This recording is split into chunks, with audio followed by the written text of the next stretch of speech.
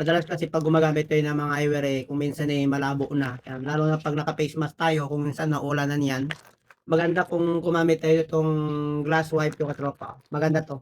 Na-design 'to para sa ating mga ginagamit na salamin tulad ng yan, oh, yung salamin sa bahay, helmet, cellphone, ayan. Yung camera, ayan. Yung scuba diving na ginagamit nating, glass at saka yung mga eyewear yan.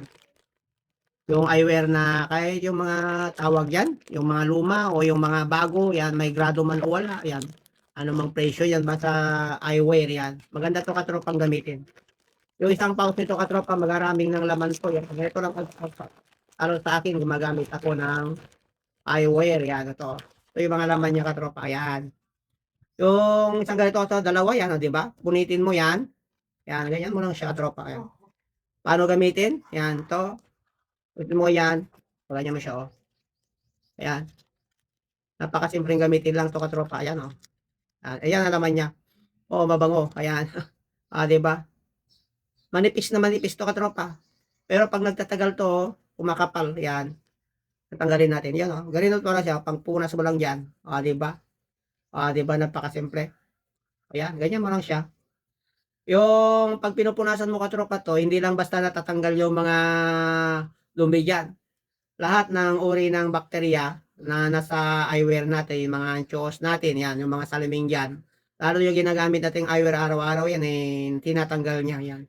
Pag sinilip mo kasi sa microscope yan, madaming nakikita ka dyan na dumi, yan, sa mga bakterya. Kung minsan may virus pa yan, di ba? Lalo na pag yung mga eyewear natin, eh, yung mga luma, yan, yung mga tawag yan, mga mubrahim, yan.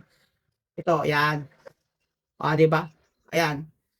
Kahit ang kagandahan sa paggamit nito katropa yan, kahit yung, ayan, nataypag yan, o maulanan yan, hindi siya lalabo katropa kahit naka-face mask yan, kahit yung hinga mo ipapasok sa loob ng eyewear mo, hindi siya lalabo. Hindi kagaya nung kung wala kang ginamit na ganito katropa. Ang kagandahan pa dito katropa, pag ginagamit mo to, pag gumagamit ka ng gadget o tawag yan, nakababad ka sa mga computer, yan, may protection ka sa blue light. O yung salamin sa bahay, yan, marami pang pwedeng panggamitan to. Kung minsan ako, ginagamit ko din sa pambunas sa mga side mirror ko yan.